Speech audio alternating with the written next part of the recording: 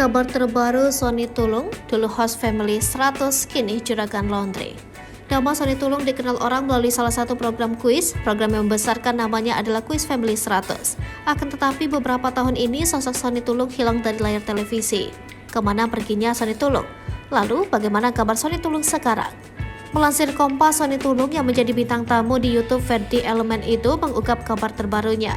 Sony Tulung mengaku pernah mengalami masa sulit setelah dirinya tak lagi mendapat program reguler di televisi.